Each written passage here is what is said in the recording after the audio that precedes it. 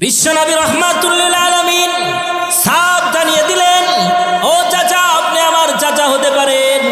আমার পরিষ্কার কথা শুনে রাখেন, যদি মক্কার কাফেরেরা আমার ডান হাতে চন্দ্র আর বাম হাতে সূর্য এনে দেয়, এরপরেও আমি আমার দিন থেকে এক চুল পরিমাণ লড়ব না। বলেন সুবহানাল্লাহ। এই ছিল নবীজির আদর্শ। হজের মৌসুমে বেঈমানের দলেরা সব হাজীদেরকে ডাক দিয়ে বলে, এই মুহাম্মদ নামক এক পাগল আছে, এই পাগলের কাছে তোমরা যেও না। এই পাগলের কাছে গেলে কি হয়? কয়, যদি কোনো সন্তান যায় তাহলে মা বাবা থেকে তাকে আলাদা করে দেওয়া হয়, স্ত্রী যদি যায় স্বামী থেকে আলাদা করা হয়। এইভাবে তারা প্রচার শুরু করে দিল। যেই কুরআনুল কারীমের আয়াতে কারিমার মধ্যে রব্বুল আলামিন বলেন, ইয়াউমা লা ইয়ানফাউ মালু ওয়ালা বানুন। ইয়াউমা, এমন একদিন আসবে, লা ইয়ানফাউ মালু ওয়ালা বানুন, যেদিন তোমাদের মাল সম্পদ, ধন দৌলত, বাড়ি গাড়ি, টাকা পয়সা, অর্থ সম্পদ কোনো কাজে আসবে না। এমন একটা দিন আসবে যেই দিন তোমাদের এত আদরের কায় শিক্ষিত করেছে, আল্লাহ রব্বুল আলামিন বলেন, এমন এক দিন আসবে যেই দিন এই সন্তান আমার আপনার কোনো কাজে আসবে না। ইয়াউমা লা ইয়ানফাউ মালু ওয়ালা বানুন ইল্লা মান আতাল্লাহি বিকলবিন সালিম। তবে কাজে আসবে যারা আল্লাহ রব্বুল আলামিনের কাছে ওই দিন, অর্থাৎ কিয়ামতের দিন। কোন দিন? কিয়ামতের দিন, যেদিন আল্লাহ রব্বুল আলামিন ময়দানে মাহশারে আল্লাহর কাছে কাজে আসবে কলবে সালিম, সুস্থ কলব। কলবে সালিম অর্থ হলো কি? সুস্থ কলব। কথা বুঝতে পারছেন? তাইলে তিনটা কথা এখানে স্টেপের মধ্যে, আয়াতের মধ্যে আল্লাহ বুঝাইলেন। প্রথম কথা হলো দুনিয়ার মাল সম্পদ কোনো কাজে আসবে না। তাহলে আমাদের প্রশ্ন হতে পারে, দুনিয়ার মাল সম্পদ যদি কিয়ামতের ময়দানে কাজে না আসে, তাহলে এই মাল সম্পদ কামায় লাভ কি? কথা বলেন, প্রশ্ন হতে পারে না? দ্বিতীয় নাম্বার, সন্তানদেরকে এত কষ্ট করে লালন পালন করতেছি, এই সন্তানও কিয়ামতের দিন কাজে আসবে না। এটা আমার কথা না, এটা আল্লাহ রব্বুল আলামিনের কথা। দুনিয়ার মধ্যে আপনারা দেখেছেন করোনাকালীন সময়, দেখছেন কিনা? এটা কিয়ামতের একটা নমুনা গেছে। যেদিন মা করোনা হয়ে মারা গেছে, মায়ের লাশটা দাফন করবে, সন্তান আসে নাই। কথা বলেন, ঠিক না বে ঠিক? বাবা মারা গেছে, করোনা হয়েছে, বাবার কাছে সন্তান আসে না। জিজ্ঞাসা করা হলো, বাবা তুমি তোমার বাবার কাছে যাও না কেন? তুমি রাত্রে প্রস্রাব করে দিতা, পায়খানা করে দিতা, এটা তোমার মা বাবা পরিষ্কার করতো, তুমি যাও নাই কেন? তখন সন্তান বলে যে আমার করোনা হবে। তো মানুষ করোনারে এমন ভয় পাইছে, করোনার মালিকরেও ওই পরিমাণ ভয় পায় নাই। কি বলেন, ঠিক না বে ঠিক? করোনার মালিকরে যদি বাংলাদেশের মানুষ ভয় পাইতো, তাহলে এই যে কয়েকদিন আগে ভূমিকম্প আসছে, দেখছেন আপনারা? হ্যাঁ, একদিনে 4 বার ভূমিকম্প। এটার সংকেত কি? সংকেত হলো, ও যুবক, ও যুবতীরা, ও পর্দার আড়ালের মা বোনেরা, এটা সংকেত দিতেছে বান্দাবান্দিরা অনেক গুনাহ করছো, অনেক অন্যায় করেছো, জুলুম করেছো, অত্যাচার করেছো, ভালো হয়ে যাও। কি হয়ে যাও? ভালো হয়ে যাও। এজন্য ভাইরা আমার, তো আমাদের প্রথম বিষয়টা আমাদেরকে বুঝতে হবে, সন্তান যে আমাদের কাজে আসবে না, এটা দুনিয়ার কিছু কিছু সন্তানের কাহিনী শুনলে বোঝা যায় যে দুনিয়াতেই সন্তান কাজে আসে না। কথা কোন না কেন? এমন সন্তান আছে না? দুনিয়ার মধ্যেই কি হয় না, কাজে লাগে না, আখেরাত তো পরে ওই। আর কিছু মাল আছে যেই সম্পদ দুনিয়াতে কাজে আসে। যেমন হারাম উপার্জন, আপনি হারাম উপার্জনের মাধ্যমে যদি 1000 কোটি টাকা কামান, এই টাকা দুনিয়াতে হয়তো আপনি 100 ভাগের 1 ভাগ ভোগ করতে পারেন, কিন্তু এই সম্পদ আপনার কোনো কাজে আসে না। হঠাৎ আপনার মৃত্যু হয়ে গেছে, তখন সম্পদ নিয়ে কি কবরে যাওয়া সম্ভব? সম্ভব। এই জন্য চিন্তা করতে হবে, বিবেকবান জ্ঞানী ব্যক্তিদের চিন্তা করা দরকার। আল্লাহ তাআলা যে বললেন আমার সন্তান আমার আপন হবে না, আমার বিবি আমার আপন হবে না, আমার বন্ধু আমার আপন হবে না, যাদেরকে আমরা বন্ধু মনে করি, হ্যাঁ, আল্লাহ অন্য আয়াতে বলছেন যে কিয়ামতের ময়দানে ভাই ভাই থেকে পলায়ন করবে, বন্ধু বন্ধু থেকে পলায়ন করবে, মা বাপ থেকে সন্তান পলায়ন করবে, সন্তান থেকে মা বাপ পলায়ন করবে। কিয়ামতের ময়দান মা সন্তানদের দেখার পরে সাথে সাথে চিনতে পারবে, ঠিকই চিনবে কিন্তু পরিচয় দিবে না। ইয়াউমা ইয়াফিরুল মারউ মিন আখিহি ওয়া উম্মিহি ওয়া আবিহি। আল্লাহ বলেন যে কিয়ামতের দিন ইয়াউমা ইয়াফিরুল মারউ মিন আখিহি, ভাই তার ভাই থেকে পলায়ন করবে, বন্ধু তার বন্ধু থেকে পলায়ন করবে, স্বামী তার স্ত্রী থেকে পলায়ন করবে, যে স্ত্রীর জন্য জীবন দিয়ে দিছেন। হ্যাঁ, রাত্রিবেলায় অনেক ভাইরা আছেন এমন কষ্ট করেন, সারা রাত্রে ডিউটি করে, হ্যাঁ, ভোরবেলায় আসে, এই স্ত্রীর জন্য এত কিছু করলেন, ওই স্ত্রী কিয়ামতের দিন কাজে আসবে। এবং যেই স্ত্রী স্বামীর জন্য এত কিছু করলো, সারাদিন সকাল থেকে নিয়ে নাস্তা রেডি করা থেকে নিয়ে সন্ধ্যা পর্যন্ত সন্তান লালন পালন করা, এত কষ্ট করলো, এই স্ত্রীও কিয়ামতের ময়দানে যখন স্বামীর কাছে গিয়া দাঁড়াইবে যে আমার একটা নেকির শর্ত, আমাকে একটা নেকি দেন, তখন ওই দিন স্বামী বলবে আমার হায়াতের জিন্দেগিতে আমি বিবাহই করি নাই, আমার স্ত্রী থাকবো দূরের কথা, আমি বিয়েই করি নাই। কথা বলছেন না? স্ত্রীর কাছে গেলে স্ত্রী এটাই বলবে যে আমার জিন্দেগিতে কোনোদিন বিয়ে শাদী হয় নাই। এই কিয়ামতের হালতে, কিয়ামতের ময়দানে 1 বছর আর 2 বছর না, 50,000 বছর দাঁড়ায় থাকতে হবে। কত হাজার বছর ভাই? 50,000 বছর। এটা 4টাখানি কথা না। আলমে বরজাকের ভিতরে 40,000 বছর দাঁড়ায়, 40,000 বছর থাকতে হবে। কিয়ামতের ময়দানে 50,000 বছর, ফুলসেরাতের ব্রিজ 30,000 বছরের রাস্তা। তো এইগুলো চিন্তা করলে একটা মানুষ কোনোদিন গুনাহ করতে পারে না। কি বলেন? গুনাহ করতে পারে? তার দ্বারা গুনাহ হতে পারে না। এজন্য আল্লাহ তাআলা দুনিয়াতে মানুষ বানাইছেন, কিন্তু আল্লাহ এটা ভালো করে জানেন যে বান্দা দুনিয়াতে যাওয়ার পরে একটু গুনাহ করব। কথা বুঝছেন না? আল্লাহ জানে, হ্যাঁ, রাস্তাটা যখন সুন্দরী মেয়েরা যাইব তখন একটু এদিক সেদিক নজর দিব, এটা আল্লাহ ভালো করে ওই জানে। জানার জন্য আল্লাহ রব্বুল আলামিন কি করছেন? আল্লাহ রাস্তা খোলা রাখছেন। জানে বান্দা গুনাহ করব, কিন্তু গুনার জন্য ক্ষমার দরজা আল্লাহ খুলে রেখেছে। আল্লাহ বলেন বান্দার গুনাহ যদি হয় নদীর সমান, তাহলে আল্লাহর ক্ষমা হবে সমুদ্রের সমান। বান্দার গুনাহ যদি হয় সমুদ্রের সমতুল্য, তাহলে আল্লাহর দয়া হবে পাহাড় সমতুল্য। বান্দার গুনাহ যদি হয় পাহাড় সমান, তাহলে আল্লাহর ক্ষমা হবে আকাশ সমান। বলেন সুবহানাল্লাহ। বান্দার গুনাহ যদি হয় আকাশ পরিমাণ, তাহলে আল্লাহর ক্ষমা হবে আরশ চম্বি পর্যন্ত। বলেন সুবহানাল্লাহ।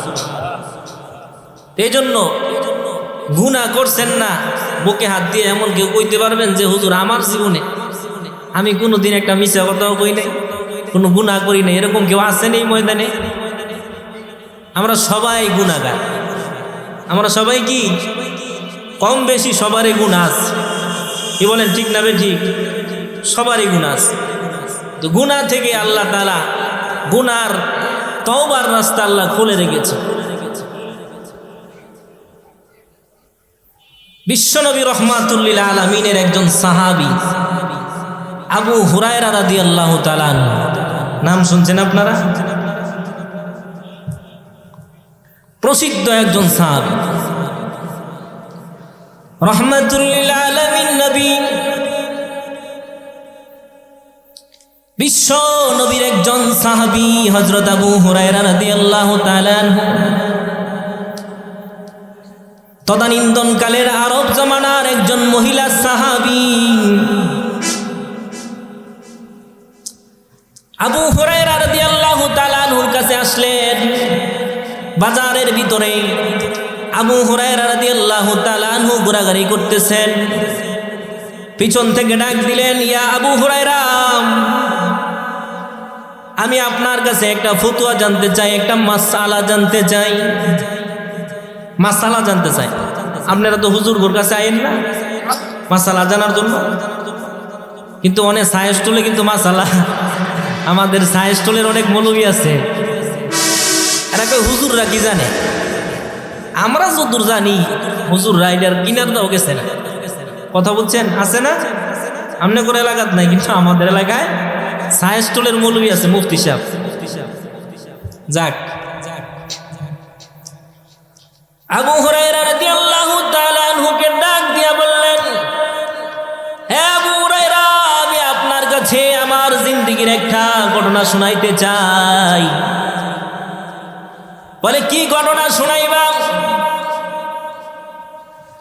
মহিলা বলে, হে আবু হুরায়রা, আমি রাত্রে ঘুমাইতে পারি না, আমি খানা খাইতে যাই, খানা খাওয়ার সময় আমার জবান দিয়ে ভিতরে খানা ঢুকে না। আমি এমন এক অন্যায় করেছি, অপরাধ করেছি, যেখানে যাই সেখানেই শুধু খালি আমার সেই গুনার কথা স্মরণ হয়। আবু হুরায়রা রাদিয়াল্লাহু তাআলা আনহু জিজ্ঞাসা করলেন, কি এমন গুনাহ তুমি করেছো?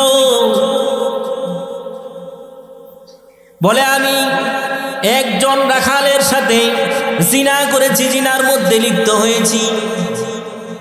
লিপ্ত হওয়ার পরে আমার গর্ভে তার সন্তান এসেছে। সন্তানটা যেদিন গর্ভপাত হয়েছে, দুনিয়াতে ভূমিষ্ঠ হয়েছে, তখন আমি আমার এই পাষাণ্ড হৃদয় দিয়া সন্তানটাকে সাথে সাথে গলা টিপে হত্যা করেছি। বলেন নাউজুবিল্লাহ। গলা টিপে হত্যা করে পাহাড়ের উপরে তাকে আমি দাফন করে দিয়েছি। ও আবু হুরায়রা, আমি এই গুনার কারণে রাত্রিবেলায় ঘুমাইতে পারি না, আমার মুখ দিয়া খাবার যায় না। আবু হুরায়রা রে, আল্লাহ কি আমাকে মাফ করবেন কিনা আমি জানি না। সাথে সাথে আবু হুরায়রা রাদিয়াল্লাহু তাআলা আনহু বলে দিলেন, হে মহিলা, তুমি ধ্বংস হও, তোমার উপরে আল্লাহর গজব পড়ুক। এত বড় গুনাহের কাজ তুমি করেছো, আল্লাহ তোমাকে মাফ করবেন না। এই কথা বলার পরে মহিলা কান্না করতে করতে আবু হুরায়রার দরবার থেকে চলে যায়। কিছুক্ষণ পরে আবু হুরায়রার যখন মাথাটা ঠান্ডা হলো, আবু হুরায়রা মনে মনে ভাবতেছেন, বলতেছেন যে এখনো তো নবীজি জীবিত আছে। নবীজি কি আছে?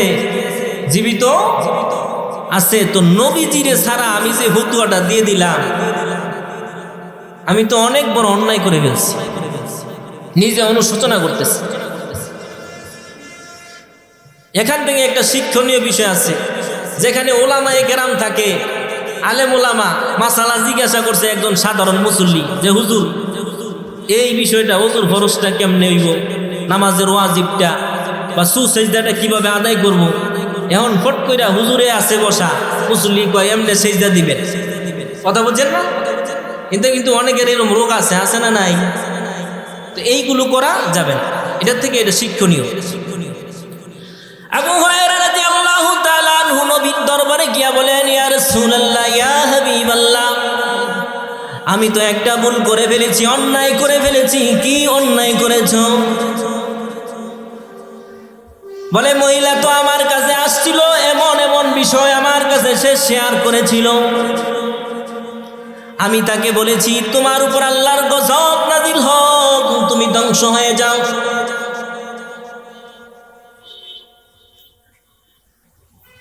নবীজি সাথে সাথে বললেন, আবু হুরায়রা তুমি ধ্বংস হও, তোমার উপরে আল্লাহর গজব নাজিল হোক। বলেন নাউজুবিল্লাহ।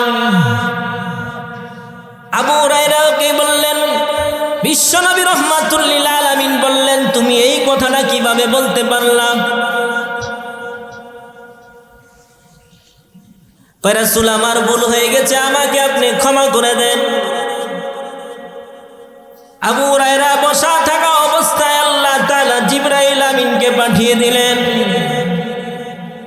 জিবরাইল আইসা বলে, ইয়া রাসূলুল্লাহ, ইয়া হাবিবাল্লাহ, আল্লাহ তাআলা মহিলার তওবা এমন ভাবে কবুল করেছেন, মহিলার চোখের পানি এমন ভাবে আল্লাহ কবুল করেছেন, মহিলার আগে পিছে জিন্দেগীর সমস্ত গুনাহ আল্লাহ রাব্বুল আলামিন ক্ষমা করে দিয়েছেন। সুবহানাল্লাহ। ভাই দিয়ে কইেন, বুঝি না আপনারা কি রাগ করছেন নাকি আমার লোকে? তো আওয়াজ দিয়ে কইেন সুবহানাল্লাহ। আবু হুরায়রা রাদিয়াল্লাহু তাআলা আনহু নবীর দরবার থেকে বের হয়ে গেলেন। পরের দিন ওই বাজারে গিয়া হাত উঠাইয়া এইভাবে ডাকতেছে, গতকালকে যে মহিলা আমার কাছে মাসালা জিজ্ঞাসা করছিলা, ফতোয়া জিজ্ঞাসা করছিলা, ওই মহিলা কি বাজারের মধ্যে উপস্থিত আছো কিনা? এলান দিতেছে, বারবার এলান দিতেছে, মহিলাকে দেখা যায় না। অনেক সময় পার হওয়ার পরে মহিলা ডাক দিয়া বলে, হে আবু হুরায়রা, আমি উপস্থিত।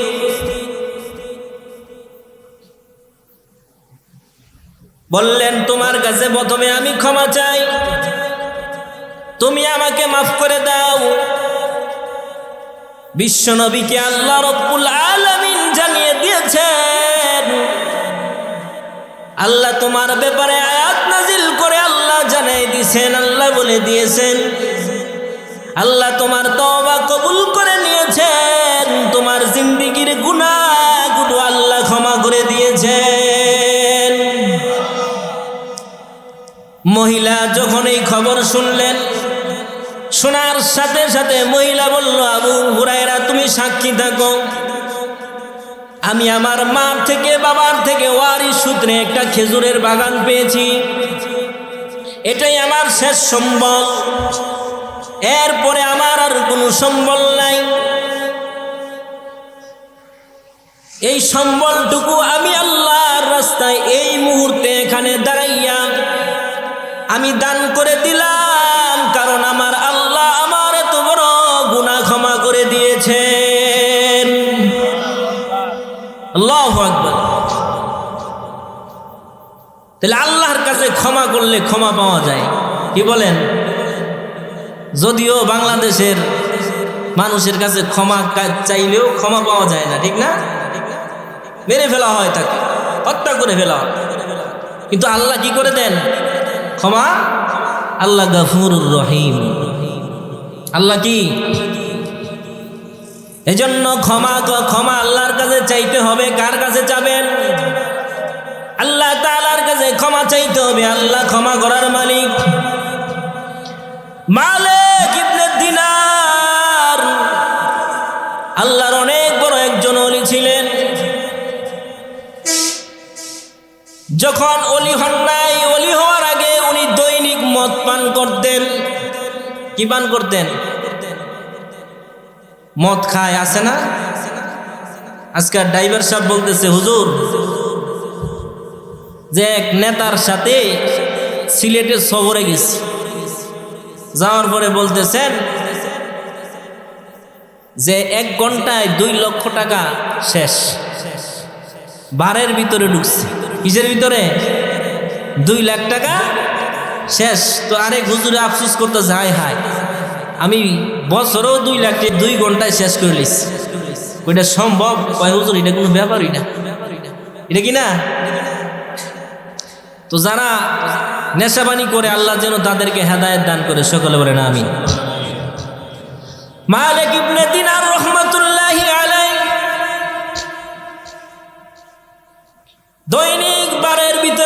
মদ খায়, বাড়ির ভিতরে বৈশা বৈশা মদ খায়। মালিক ইবনে দিনারের একটা মেয়ে ছিল, ছোট্ট একটা মেয়ে।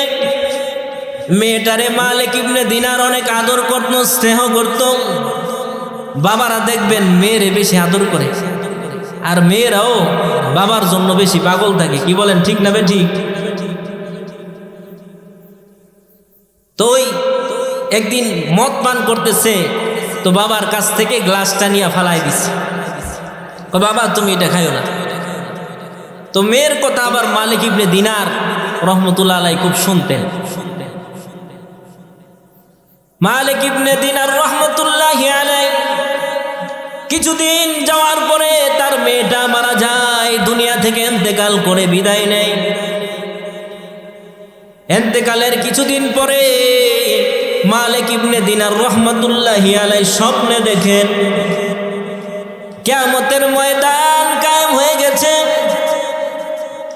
কিয়ামতের ময়দানে উনার দিকে একটা বিশাল আকারের সাপ আসতেছে, উনাকে আক্রমণ করবে, খেয়ে ফেলবে। উনি কিয়ামতের ময়দানে ছুটাছুটি করতেছেন। সামনে দেখে এক বৃদ্ধ লোক দেখা যায়। বৃদ্ধ লোককে ডাক দিয়া বলে, ও বাবাজি আমাকে বাঁচান, আমাকে বাঁচান। বৃদ্ধ লোক বলে, আমার গায়ে এত শক্তি নাই যে তোমাকে এই সাপের হাত থেকে আমি বাঁচাবো।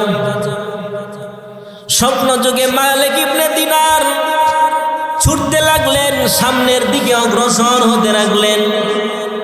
অগ্রসর হতে হতে গিয়ে দেখে সুন্দর একটা কুঠির দেখা যায়, ছোট্ট একটা ঘর দেখা যায়। ঘরের ভিতরে তাকায়া দেখে ওই যে মালিক ইবনে দিনারের যে মেয়েটা কিছুদিন আগে ইন্তেকাল করেছে, ওই মেয়েটাকে দেখা গেল। ডাক দিয়া বলে, মা তুমি এখানে? কয়, হ্যাঁ বাবা আমি এখানে। কয়, তুমি বলো তো এই সাপটা কি আর এই বৃদ্ধ লোকটাকে? বলে, এই সাপটা হলো তোমার গুনাহ, তোমার গুনাহ। তুমি যে দুনিয়াতে পাপ করেছো, তোমার পাপ এত শক্তিশালী হয়ে গেছে, তোমাকে রাখবে না, আজকে তোমাকে দুনিয়া থেকে বিদায় দিয়ে দিবে। আর যে ওই যে বুড়া লোকটা দেখো, এটা তোমার আমল, এই আমলটা অত্যন্ত দুর্বল। আমলটা এতই দুর্বল যে তোমাকে এই সাপের হাত থেকে বাঁচাতে পারবে না, জাহান্নামের আগুন থেকে বাঁচাতে পারবে না। রাত্রিবেলায় এই অবস্থায় ঘটনা দেখার পরে হঠাৎ করে মালিক ইবনে দিনার রহমতুল্লাহ আলাইহির ঘুম ভেঙে গেছে। স্বপ্ন দেখার পরে যখন ঘুম ভেঙে গেছে, মালিক ইবনে দিনার পর দিন থেকে আর মদের ভারে যায় না, আর মদ খায় না। এখন থেকে সে আস্তে আস্তে নামাজ ধরেছে, ওলিদের সংস্রবে যায়, আলেমদের সংস্রবে যায়। আস্তে আস্তে মালিক ইবনে দিনার যুগ শ্রেষ্ঠ ওলি কামেল হয়ে গেছে। বলেন না সুবহানাল্লাহ। এই মালিক ইবনে দিনার রহমতুল্লাহি আলাইহি আল্লাহর কাছে দোয়া করেছেন। যখন উনি ওলি হয়ে গেছেন, দোয়া করেছেন, বলে, আল্লাহ তুমি আমাকে এমন পাওয়ার দাও, এমন ক্ষমতা দাও, যেই ক্ষমতার মাধ্যমে কার হজ কবুল হয়েছে আর কার হজ কবুল হয় না, আমি যেন এটা জানতে পারি। দোয়া করেছেন, আল্লাহ কবুল করে নিয়েছেন। হজের মৌসুমে তিনি হজে গেছেন। হজে যাওয়ার পরে রাত্রিবেলা যখন ঘুমায়, স্বপ্ন যুগে দেখেন যেই বছর যত আজি হজ করেছে সবার হজ কবুল হয়েছে, কিন্তু একটা লোকের হজ কবুল হয় নাই। সবার হজ কবুল হয়েছে, কিন্তু একজনের হজ কবুল হয় নাই। তার নামও স্বপ্ন যুগে বলে দেওয়া হয়েছে। স্বপ্ন যুগে তার নাম বলে দেওয়া হয়েছে। তার নাম হলো মুহাম্মদ হারুন। মুহাম্মদ হারুন, মুহাম্মদ ইবনে হারুন রহমতুল্লাহি আলাইহির নাম ঘোষণা দিয়ে দেওয়া হয়েছে। উনি হাজির তাঁবু থেকে বের হয়ে গেলেন, ওই লোককে খোঁজার জন্য বের হলেন। লোকেশন নিয়ে চলে গেলেন, বললেন মুহাম্মদ ইবনে হারুন নামক লোক এখানে আসেনি, জানেন কি আপনারা? তাঁবু থেকে বের হলেন, বলতেছে হ্যাঁ মুহাম্মদ ইবনে হারুন রে আমরা চিনি, ইনি এত বড় একজন আল্লাহর ওলি, যিনি 40 বছর রাত্রিবেলা ঘুমায় না, সারা রাত্র তাহাজ্জুদের নামাজ পড়ে, নফল নামাজ পড়ে। সুবহানাল্লাহ কইতেন না? 40 বছর যিনি একটানা রোজা রেখেছেন এবং 40 বছর যিনি রাত্রিবেলায় নামাজ আদায় করেছেন, নামাজ আদায় করার কারণে ওনার পাগুলো ফুলে গেছেন। এত বড় একজন আল্লাহর ওলি, ওনার হজ কবুল হয় নাই। কথাটা কি স্বাভাবিক না অস্বাভাবিক? কত বড় কথা! 40 বছর ইবাদত করছে, হজ কবুল হয় নাই। জিজ্ঞাসা করা হলো, মুরিদদেরকে জিজ্ঞাসা করা হলো উনি কোথায়? বলে উনি জাবালে কুবাইসের উপরে আছেন, যেই পাহাড়ের উপরে দাঁড়াইয়া জাতির পিতা ইব্রাহিম আলাইহিস সালাতু ওয়াস সালাম কানের ভিতরে আঙ্গুল দিয়া যিনি এলান দিয়েছিলেন, যিনি বলেছিলেন হজের আজান যিনি দিয়েছিলেন, ওই জাবালে কুবাইসের উপরে দাঁড়াইয়া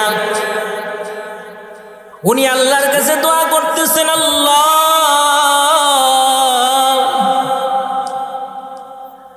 আমার গুনার খবর যদি আমার আত্মীয় স্বজন জানতো, আমার মুরিদেরা যদি আমার গুনার খবর জানতো, আমি যে অন্যায় করেছি আল্লাহ, এই গুনার খবরটা যদি আমার প্রতিবেশীরা জানতো, আমাকে কেউ মোহাব্বত করতো না, আমাকে কেউ ওলি হিসেবে মানত না, আমাকে তারা আমার মুখের মধ্যে থুতু নিক্ষেপ করত। আমরাও এখানে যারা আছি ভাইরা, অনেকের মাথায় টুপি আছে, দাঁড়িয়ে আছে, আমাদের গুনার খবর যদি আমার ভাই জানত, আমার গুনার খবর যদি আমার বিবি জানত, আমার গুনার খবর যদি আমার এলাকাবাসী জানত, তাহলে আমাদেরকে সম্মান করত না, আমাদের মুখের মাঝে থুতু নিক্ষেপ করত। বলেন ঠিক না বেঠিক? কিন্তু আল্লাহ রাব্বুল আলামিন আমার আপনার গুনাহকে আল্লাহ গোপন করে রেখেছেন। নবীজি বলেন মান সাতারা মুসলিমান সাতারাহুল্লাহু ইয়াউমাল কিয়ামা, যে ব্যক্তি এক মুসলমান আরেক মুসলমানের দোষ ত্রুটিকে গোপন করবে, আল্লাহ তাআলা কিয়ামতের ময়দানে তার দোষটাকে ঢেকে রাখবে। বলেন সুবহানাল্লাহ। মালিক ইবনে দিনার রাহমাতুল্লাহি আলাইহি গিয়া দেখেন মুহাম্মদ ইবনে হারুন রাহমাতুল্লাহি আলাইহি উনি আল্লাহর কাছে রোনাজারি করতেছে, কান্নাকাটি করতেছে। যখন কান্নাকাটি শেষ হলো, মোনাজাত শেষ হলো, গিয়া বলেন আপনি কি মুহাম্মদ ইবনে হারুন নাকি? বলে হা হা, আপনার সাথে আমার কিছু কথা ছিল। বলে কথা বলার টাইম নাই। কথা বলার টাইম নাই কেন হুজুর? কথা বলার টাইম নাই কেন? কয় আমি আমার চিন্তায় আছি, আমি আমার গুনার চিন্তার ভিতরে আমি মানুষের সাথে কথা বলার সময় পাই না। আমি যে অন্যায় করেছি আমি জানি না আমার আল্লাহ কি আমাকে ক্ষমা করবে কিনা। বলে তাই নাকি? কয় হ্যাঁ। কয় শোনেন, আমি এমনি এমনি আপনার কাছে আসি নাই, আমি গত রাত্রে স্বপ্নে দেখেছি, স্বপ্ন যুগে দেখেছি এই বছর সবার হজ কবুল হয়েছে, শুধু আপনার হজটা কবুল হয় নাই। বলে হ্যাঁ, আপনি যা দেখেছেন এটা সঠিক দেখেছেন। আজকে নয়, এই 40 বছর যাবৎ হজ করতেছি, ইবাদত করতেছি, কোনো ইবাদত আমার কবুল হয় না। আল্লাহ তাআলা বলেন বান্দা তোর ইবাদত কবুল করি নাই। আল্লাহ আমাকে গায়েব থেকে ইশারা দেয়, ইঙ্গিত দিয়া বারবার আমাকে জানায় দেয়। আমি আজকে নতুন শুনি না, 40 বছর যাবৎ শুনতেছি। আল্লাহ আমাকে ক্ষমা করে না, মাফ করে না।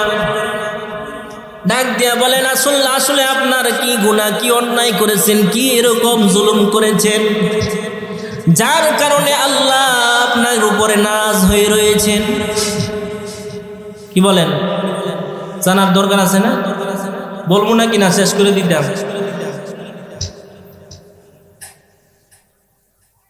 ওসমান মুহাম্মদ ইবনে হারুন রহমতুল্লাহি আলাইহি বলেন,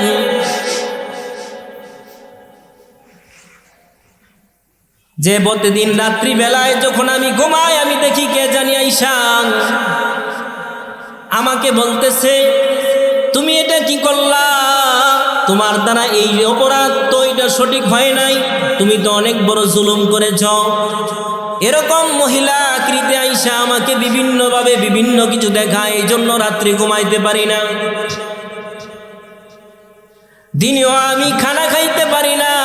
যখন খাবারটা আমার ভিতরে ঢুকে তখন কে জানি বলে, ও মুহাম্মদ ইবনে হারুন, তুমি কিভাবে খাবার খাও? তুমি যে জুলুম করেছ, অন্যায় করেছ।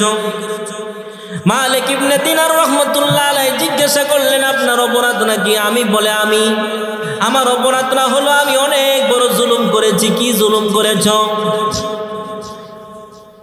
বলে, মালিক ইবনে দিনার শুনে নাও, আমি এক সময় মদ পান করতাম, মদ পান করে করে ঘরের ভিতরে ঢুকতাম, দৈনিক রাত্রে মাতাল হয়ে ঘরে ঢুকতাম। কিন্তু এমন একদিন আমি মদ পান করেছি, যেদিন ছিল রমজানের প্রথম, রমজানের চাঁদ যেই রাত্রে উঠেছে ওই রাত্রি বেলায় আমি মদ পান করেছিলাম। ওই মদ পান করার পরে যখন আমি ঘরে ঢুকলাম তখন আমার মা বলতেছে, রমজান আসছে, মুসলমানের হৃদয়ে কত খুশি, কত আনন্দ। রমজানে মুসলমান আল্লাহকে ডাকে, একটা নফল আদায় করলে একটা ফরজ আদায়ের সমপরিমাণ সওয়াব হয়ে যায়। একটা ফরজ আদায় করলে 70টা ফরজ আদায়ের সমান সমপরিমাণ সওয়াব হয়ে যায়। এক খতম কোরআন পড়লে 70 খতমের সওয়াব হয়। এই রজনীতে, রমজানের প্রথম রজনী রাত্রিবেলায় সেহরি খাওয়া হবে। এই রাত্রেও তুমি আজকে মদ খেয়েছো। মা বলতেছে, আল্লাহ, এই কেমন সন্তান আমি পেটে নিলাম, তারে না নিয়া যদি আমার গর্ভে কোনো সন্তান না হতো কতই না ভালো হতো। এর মতো এরকম দুশ্চরিত্র, এর মতো এরকম নাফরমান বান্দা কেন আল্লাহ তুমি আমার গর্ভে দিলা? সন্তানের সামনে এই কথা বলতেছে। তো সে মদ খেয়ে মাতাল অবস্থায় মা যখন এই কথা বলতেছে, সে বসা ছিল, বসা থেকে দাঁড়াইয়া মার গালের মাঝে একটা চর বেড়ে দিল। বলেন নাউজুবিল্লাহ। শুধু চরটাই মারে নাই, চর মারেই ক্ষান্ত হয়ে যায় নাই। বলে, মালিক ইবনে দিনার শুনে রাখো, আমি শুধু চর মেরেই ক্ষান্ত হই নাই। বর্তমান জমানায় তো মা বাবারে মারে, আছে না এরকম সন্তান? এরকম কোন সন্তান আছে না নাই? হ্যাঁ, মারে হত্যা করে, বাবারে হত্যা করে সম্পত্তি পাওয়ার লোভে। দেখা যায় পত্রিকা বললে দেখা যায় সম্পত্তি না মার এনতে বাবার এনতে কৌশলে নেওয়ার পরে মা বাবাকে বাসা থেকে বের করে দিচ্ছে। এরকম সন্তান আছে না নাই? অনেক আছে। হারুন রহমতুল্লাহি আলাইহি বলেন, চর দেওয়ার পরেও আমি ক্ষান্ত হই নাই। এরপরে আমার মেজাজ আরো গরম হয়ে গেছে। জ্বলন্ত আগুন জ্বলতেছিল, প্রজ্বলিত হচ্ছিল। ওই সময় আমি আমার মাকে গলার মধ্যে চাপ দিয়া হাতে ধরে আঙ্গাইয়া নিয়া মাকে আগুনের মধ্যে আমি ফেলাই দিছি। মা আগুনে পড়ার পরে সাথে সাথে মা পড়েছিল, আশহাদু আল্লা ইলাহা ইল্লাল্লাহু ওয়া আশহাদু আন্না মুহাম্মাদান আবদুহু ওয়া রাসূলুহু। মা কালিমা পড়েছেন, কালিমা পড়ে এবং বলে গেছেন, যাওয়ার সময় বলছেন, তোমার বিচার আমি দুনিয়াতে চাই না, আমি আল্লাহর কাছে আখিরাতে তোমার বিচার চাই। আমি আল্লাহর কাছে তোমার নামে বিচার দিলাম। এরপরে আমার স্ত্রী আমাকে এখান থেকে নিয়ে ঘরের ভিতরে ধাক্কা দিয়া বাইর দিয়া তালা লাগাই দিয়েছে। সকালবেলা যখন আমি ঘুম থেকে উঠছি, মাতাল, ওই সময় তো মাতাল অবস্থায় ছিল, কথা বুঝতে পারছেন? মাতাল অবস্থায় ছিল, যার কারণে সে তার চেঞ্জ ঠিক ছিল না। সে কি করছে না করছে, সকাল যখন হয়েছে ভোরবেলা দেখে পুরা এলাকার মানুষ এসে জমা হয়ে গেছে।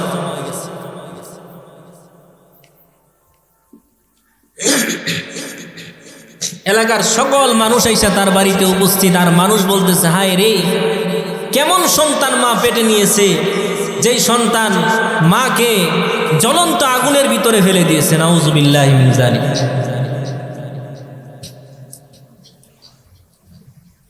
হারুন রাহমাতুল্লাহি আলাইহি বলেন, এই চিল্লা চিল্লির কারণে, মানুষের এত সমাগমের কারণে আমি বাইরে বের হলাম। বাইরে বের হয়ে দেখি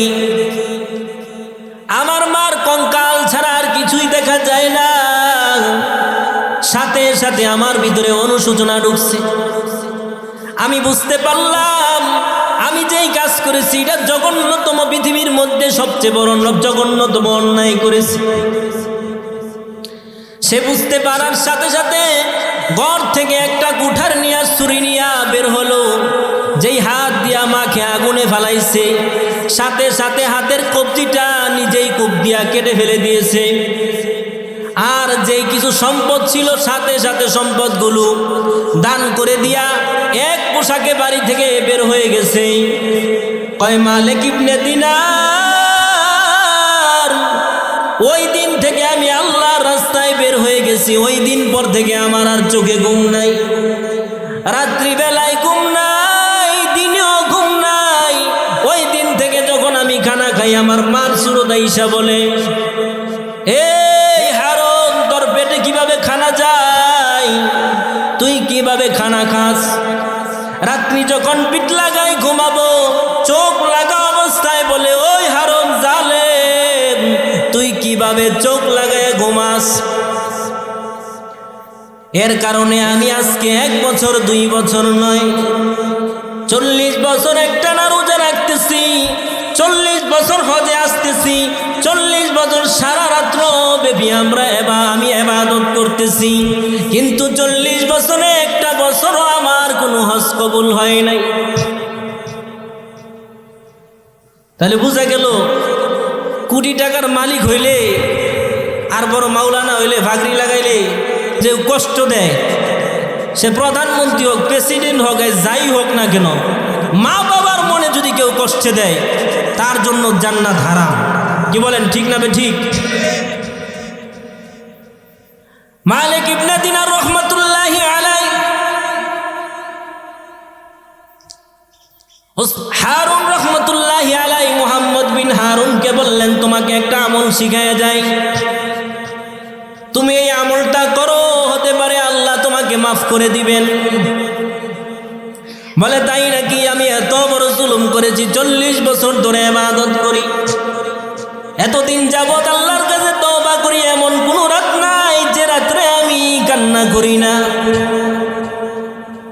অতিও গভীর হয় রজনী যত, নীরবে প্রভুর নাম জপিও তত। প্রভুর করুণা যদি পাইবার চাও, গভীর রাতে উঠে প্রভুর গুণগান গাও। ঠিক কিনা বে ঠিক ভাইরা আমার? রাত্রি যত গভীর হয়, আল্লাহওয়ালাদের আল্লাহর সাথে সম্পর্ক বেড়ে যায়। আল্লাহওয়ালারা আস্তে আস্তে যখন রাত্রি গভীর হয়, তাদের ঘুম ভেঙে যায়, সেজদায় পড়ে কান্না করে, আল্লাহর জন্য কান্না করে, আর বলে, মালিক রে, জিন্দেগি ভর অনেক গুনাহ করেছি, অনেক অন্যায় করে ফেলেছি, আল্লাহর গুনাহ করব না, আপনি আমাকে ক্ষমা করে দেন, তওবা করে। যদি ওই ওয়ালিরা কান্নাকাটি না করতো রে ভাই, এই যে বাংলার জমিনে এত বড় বড় গজব আসে, ভূমিকম্প আসে, যেই ভূমিকম্পর কারণে বাংলার জমিন তছনছ হয়ে যেত। বলেন ঠিক না বে ঠিক? কেন এই জমিন রাখছে দেখেন না, আশেপাশে কত কোরআনের বাগান, কত হেফজখানা, কত মাদ্রাসা, ছোট ছোট মাসুম বাচ্চা যাদের আমলের দরজা এখনো খোলে নাই, হেফজখানায় পরে রাত্রের 3টা বেলায় উঠে যায়, রাতের 3টা বেলায় উঠে সন্তান ঠান্ডা পানি দিয়ে ওযু করে আর আল্লাহর দরবারে কান্না করে আর আল্লাহকে ডাকে, আল্লাহ আল্লাহ তুমি এই বাংলার জমিনে গজব দিও না, আল্লাহ এই বাংলার জমিনটাকে তুমি ধ্বংস করে দিও না। এই হাজার হাজার মসজিদের ইমাম, 3 লক্ষ মসজিদের ইমাম ভোরবেলা উঠে আল্লাহর কাছে দোয়া করে, আল্লাহ বাংলার জনগণকে আল্লাহ ধ্বংস করে দিও না। এই ওলিদের চোখের পানির কারণে, এ আলেমদের চোখের পানির কারণে, এ আবেদদের চোখের পানির কারণে বাংলাদেশের ভিতরে আল্লাহ রব্বুল আলামিন এই গজব দিল, গজব থেকে কুদরতিভাবে হেফাজত করেন, বলেন সুবহানাল্লাহ। কিন্তু বাংলার মুসলমান হযরতে আবু বকর রাদিয়াল্লাহু তাআলা আনহুকে একজন ইহুদি গালি দিছে। চিনেননি আবু বকরকে? চিনেন? চিনেন না আপনারা? নবীজির সবচেয়ে প্রিয় একজন সাহাবী, প্রথম খলিফা, 4 খলিফার মধ্যে যিনি ছিলেন প্রথম খলিফা আবু বকর সিদ্দিক রাদিয়াল্লাহু তাআলা আনহুকে ইহুদি এসে গালি দিলেন। গালি দেওয়ার পরে আবার আল্লাহ তাআলাকে গালি দিলেন। নাউজুবিল্লাহ কইতেন, আল্লাহ তাআলা মানি না, বলে হে আবু বকর তোমার আল্লাহ তাআলা মানি না। আল্লাহকে গালি দিছেন, আবু বকর চুপ। এরপরে নবীকে গালি দেওয়া শুরু করল। নবীর নাম ধরে যখন গালি দিতে শুরু করলো, আবু বকর 1 সেকেন্ড দেরি করে নাই, হাতটা চাদর থেকে বের করে জোরে একটা থাপ্পড় মেরে দিল। বলে হে ইহুদির বাচ্চা, তুই আমাকে গালি দিছ, অসুবিধা নাই, মেনে নিলাম। আমার আল্লাহকে গালি দিয়েছ, মেনে নিয়েছি, কিন্তু সীমা অতিক্রম করেছ, তুই আমার নবীরে গালি দিয়েছ। যেই নবী দুনিয়াতে না আসলে পৃথিবী সৃষ্টি হতো না, যেই নবী এত কষ্ট করেছেন কালেমার দাওয়াত নিয়ে, যখন নবীজি 13 বছর পর্যন্ত দাওয়াত দিলেন, মক্কার কাফেররা এমন কোনো নির্যাতন নাই যেই নির্যাতন আমার নবীর উপরে বেঈমানের দলেরা করে নাই। আমার নবীকে গলার মাঝে গামছা দিয়ে টান দিছে, নবীজি ইন্তেকাল হবে এরকম বাও হয়ে গেছে, জিহ্বা বের হয়ে গেছে। এরপরেও নবীজি দিনের দাওয়াত ছাড়েন নাই, নবীজি দাওয়াত দিতেই লাগলেন। সব মক্কার আরববাসীরা সবাই আইসা নবীজির বিরুদ্ধে দাঁড়াইল। আবু তালেবের কাছে আইসা বলে, ও আবু তালেব তোমার বাতিজারে সামলাও, যদি তোমার বাতিজারে না সামলাও তাহলে কিন্তু তোমার বাতিজার খবর আছে, তোমার বাতিজার যা লাগে আমরা দিব, তোমার বাতিজা যদি ক্ষমতা চায় ক্ষমতা দিব, যদি অর্থ চায় অর্থ দিব, নারী চায় নারী দিব, গাড়ি চায় গাড়ি দিব, বাড়ি চায় বাড়ি দিব, যা লাগে সব দিব। তারপরেও বলো তোমার বাতিজা যেন আমাদের মূর্তি পূজাকে গালিগালাজ না করে, বিরোধিতা না করে। এই সব দলের আসার পরে বিশ্বনবী রহমাতুল্লিল আলামিনকে ডাকাইলেন। নবীকে ডাকাইলেন, ডাকানোর পরে বললেন, তোমার বিরুদ্ধে তো ওই কাফের বেঈমানের দলেরা নালিশ দিয়ে গেছে, তুমি নাকি তাদের বাপ দাদার ধর্মের মুখে চুনকালি লাগাইতেছ। খারাপ লাগতেছে নাকি আপনাদের? বাপ দাদার ধর্মের মধ্যে চুনকালি লাগাই দিলা নাকি, তেমন নাকি বিষয়?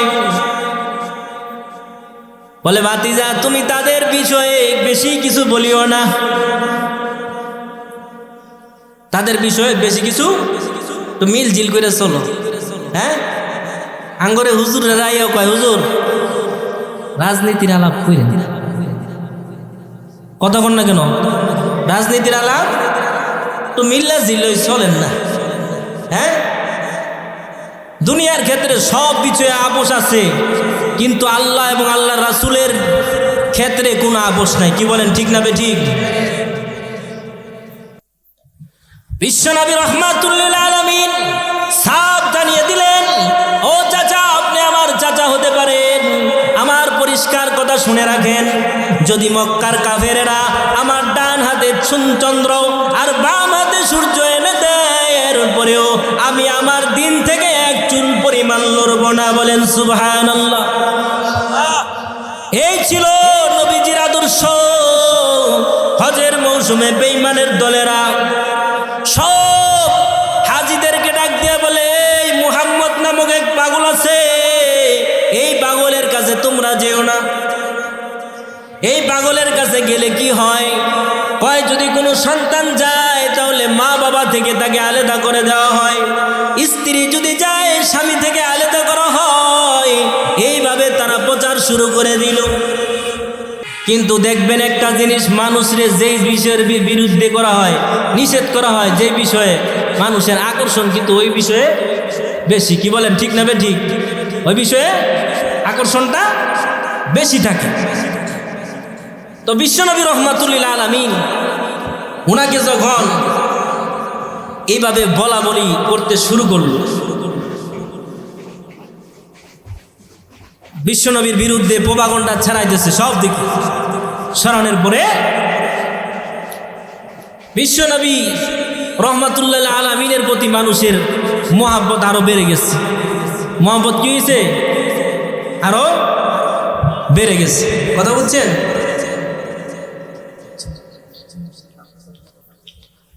বিশ্বনবী রাহমাতুল্লাহ লিল আলামিন এর কাছে সবাই আসতে লাগলো। সবাই আইসা দেখে বিশ্বনবী যেই ব্যাপারে বলা হলো, নবীজির চেহারা দেখার পরে সবাই বলতেছে, আসলে এটা তো কোনো পাগলের চেহারা নয়, এত সুন্দর নুরানি চেহারা পাগলের চেহারা হতে পারে না। অনেকে আইসা ওই হজের মৌসুমে হাজার হাজার মানুষ নবীর হাতে কালিমা পড়ে মুসলমান হয়ে যায়। বলেন সুবহানাল্লাহ। বিশ্বনবী রাহমাতুল লিল আলামিনের নামে যখন গালি দেওয়া হলো, বিশ্বনবীকে যখন গালি দেওয়া হলো, আবু বকর চর দিয়েছে, আবু বকরের ইহুদিকে চর মেরেছে বলে ইহুদি আইসা আবার নবীর কাছে বিচার জমাইছে। বলে আবু বকর আমাকে চর দিয়েছে। নবীজি বলেন, তোমার মাথা ঠিক আছে নি? আবু বকর চর দিছে না উমরে দিছে? কারণ উমরের মেজাজ হইতো গরম। উমরের মেজাজ কি? গরম মেজাজ। নবীজিরে বলে, নবীজি খালি আপনি কন, এই যে তলোয়ারটা বার করুন, কল্লাটা ফড়াই দিব। কথা বলছেন না? নবীজি একবার বিচার করে দিছে। পরে বিচার করার পরে মুনাফিকের কি উমরের কাছে গেছে। উমরের কাছে গিয়ে বলতেছে, হ্যাঁ উমর, নবীজি তো বিচার করে দিছে, বিচারটা আমার মন মতো হইছে না, তো কি করতে হইব? কয় তোমার বিচার করতে হইব। কয় তো তুমি দাঁড়াও। দাঁড়াইছে। উনি ঘরের ভিতরে গেছে, গিয়া তরবারিটা লইছে, আইনা সাথে সাথে মাথাটা ফেলাইছে। যে ব্যক্তি নবীর বিচার মানবে না, তার এই জমিনে থাকার কোনো অধিকার নেই। আল্লাহু আকবার। তো বিশ্বনবী রাহমাতুল লিল আলামিনকে যখন গালি দেওয়া হলো, আবু বকরের কাছে আইসা আবু বকরের বিরুদ্ধে বিচার দিলেন। ঘটনা অনেক লম্বা চূড়া, বলার সময় নাই, আমার সময় শেষ। তো বিশ্বনবী রাহমাতুল লিল আলামিন বলেন, তোমাকে যে সর দিছে সাক্ষী আসেনি? সে আবার সাক্ষীও লইছে বানায়া। কথা বলছেন? আবু বকরকে জিজ্ঞাসা করলো, তোমার সাক্ষী আসেনি? কয় আমার তো সাক্ষী নাই, আমার সাক্ষী হলো আল্লাহ। আমার সাক্ষী কে? ইসলামের বিচার হলো সাক্ষী ছাড়া বিচার নাই, সাক্ষী লাগবে। কি লাগবে? কিন্তু এখানে টেনশন। আর নবীও জানে আবু বকর মিথ্যা কথা বলে না, মিথ্যা কথা আবু বকর বলতে পারেন। তো যাই হোক, এরপরে কোরআনের আয়াত আল্লাহ নাজিল করে দিলেন, বলেন আবু বকর সত্যবাদী আর এই ইহুদি হইল মিথ্যাবাদী। প্রমাণ হয়ে গেছে। তো আমি ঘটনা বলতেছিলাম, মালিক ইবনে দিনার রাহমাতুল্লাহ আলাইহি, ঘটনা মনে আসেনি আপনাদের? আমল দিছে। কি আমল? এই আমলটা আমরাও করবো তো ইনশাআল্লাহ। মুহাম্মদ ইবনে হারুন রাহমাতুল্লাহ আলাইহি বললেন, তুমি একটা আমল করবা, রাত্রি বেলায় যখন ঘুমাইতে যাইবা। বলে আমি তো রাত্রে ঘুমাই না। কয় তাহলে তুমি যেহেতু ঘুমাইও না, তুমি দৈনিক প্রত্যেক দিন রাত্রি বেলায় 1000 বার আস্তাগফিরুল্লাহ পড়বা। কয় হাজার বার? বলেন সবাই, কয় হাজার বার? 1000 বার আস্তাগফিরুল্লাহ বলবা, এবং 1000 বলার পরে 100 বার নবীর উপরে দুরূদ পড়বা। এরপরে তুমি ঘুমাইয়া যাইও। বলে আমি তো রাত্রে ঘুমাই নাই। কই ঠিক আছে, তুমি আমল করো, আল্লাহ হইতে পারে এই আমলের উসিলায় তোমাকে মাফ করে দিবে। তানবিউল গাফিলুন কিতাবের মধ্যে উল্লেখ করা হয়েছে, 1 দিন 2 দিন 3 দিন এমন যখন আমল করতে শুরু করে দিলেন, 3 দিন যাবার পরে মালিক ইবনে দিনারকে দুজাহানের বাদশা কামলিওয়ালা নবী আয়েশা ডাক দিয়ে সুসংবাদ দিয়ে দেয়। বলে মালিক ইবনে দিনার, মুহাম্মদ ইবনে হারুনকে জানাই দাও আল্লাহ তাআলা তার জিন্দেগীর গুনাহ আল্লাহ মাফ করে দিয়েছেন। আল্লাহ তাআলা তার 40 বছরের আমল আল্লাহ কবুল করে নিয়েছেন। তার জিন্দেগীর ভিতরে যত আমল করেছে আল্লাহ এটাকে আরো দ্বিগুণ বাড়িয়ে দিয়েছেন। বলেন সুবহানাল্লাহ। তবে কাল কিয়ামতের ময়দানে তাকে একবার জাহান্নামের ভিতরে ঢুকতে হবে, কিছুক্ষণের জন্য, অল্প সময়ের জন্য জাহান্নামে ঢুকতে হবে। মালিক ইবনে দিনার স্বপ্ন ভাঙার পরে পরদিন চলে গেল মুহাম্মদ ইবনে হারুনের কাছে, গিয়ে বলতেছে, হে মুহাম্মদ ইবনে হারুন, আল্লাহ তোমার গুনাহ মাফ করে দিয়েছেন, তবে আল্লাহ তাআলা তুমি যেহেতু তোমার মাকে আগুনে ফেলাইছো, এই জন্য কাল কিয়ামতের ময়দানে তোমার মায়ের সামনে তোমাকে জাহান্নামের আগুনের মধ্যে নিক্ষেপ করা হবে। কিন্তু কাল কিয়ামতের ময়দানে তোমার মা তোমাকে ভুলবে না, তোমার মা এটা সহ্য করতে পারবে না। দুনিয়ার কোনো মা সন্তান মায়ের সামনে আগুনে পড়ে যাবে, কোনো মা এটা সহ্য করতে পারে না। কি বলেন, ঠিক না বেঠিক? আমার মা আমি আগুনে পড়ব সহ্য করতে পারবে না। আপনার মা আপনার সামনে, আপনার মায়ের সামনে আপনি আগুনে লাফ দিবেন, এটা আপনার মা সহ্য করতে পারবে না। কালকে আমাদের ময়দানে মুহাম্মদ ইবনে হারুনকে যখন আগুনে ফেলানো হবে, নিক্ষেপ করা হবে, মা ডাক দিয়ে বলবে, ও আল্লাহ, এ আসমানের মালিক আল্লাহ, আরশের মালিক আল্লাহ, আমার সন্তান অন্যায় করেছে, আমি মাফ করে দিলাম, আমি মা তার জন্য সুপারিশ করলাম। আমার হারুনকে তুমি জাহান্নামের আগুনে দিও না। মা যখন সুপারিশ করবে, সাথে সাথে আল্লাহ তাআলা তাকে জাহান্নাম থেকে বের করে দিয়া আল্লাহ রাব্বুল আলামিন জান্নাতের ভিতরে ঢুকাইয়া দিবেন। বলেন সুবহানাল্লাহ। জান্নাতে যেতে চান কিনা ভাইরা আমার? এই জন্য জান্নাতে যাওয়ার জন্য আমি বলছিলাম কলবে সালিম লাগবে।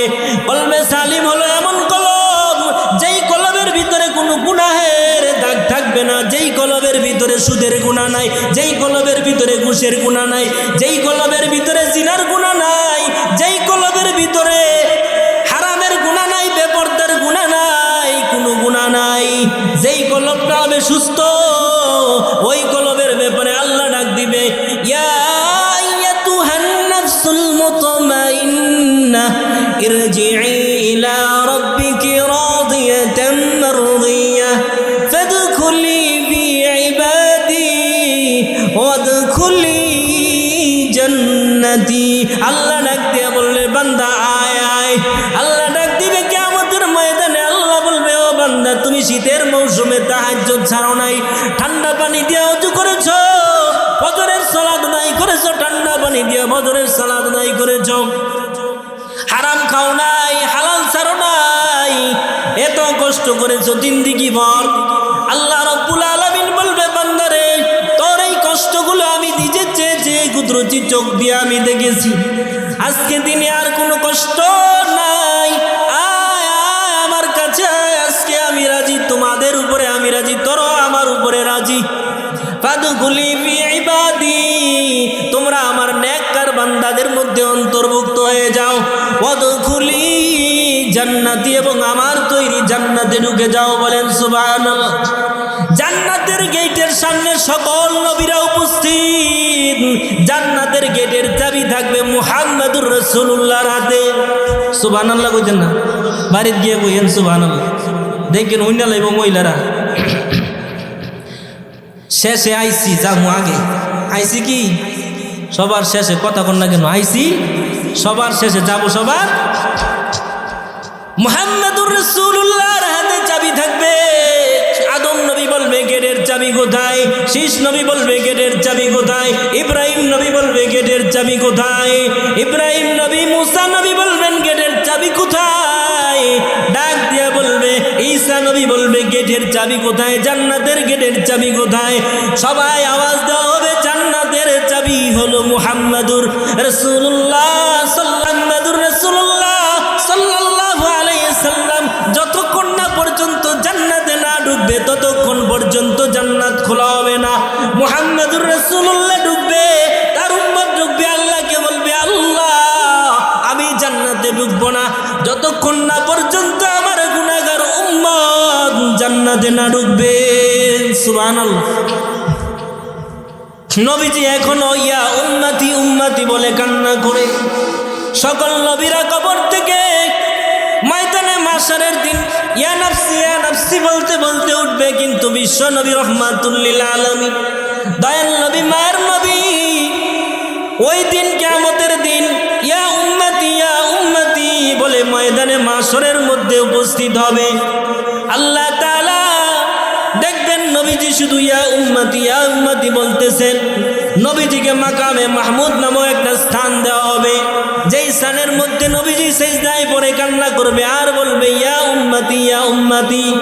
আল্লাহকে বলবে আল্লাহ আমার উম্মতকে বাঁচাও, আমার উম্মতকে বাঁচাও, আল্লাহ আমার গুনাহগার উম্মতকে বাঁচাও। নবীজি একবার মিজানের পাল্লায় দৌড় দিবে, নবীজি একবার ফুলসিরাতের কাছে যাইবে, এইভাবে দৌড়াদৌড়ি করতে থাকবেন। বিশ্বনবী রহমাতুল লিল আলামিন এইভাবে গুনাহগার উম্মতের ব্যাপারে গুনাহগার উম্মতদেরকে সুপারিশ করে জান্নাতে ঢুকার পরে বিশ্বনবী রহমাতুল লিল আলামিন জান্নাতে ঢুকবেন। বলেন সুবহানাল্লাহ।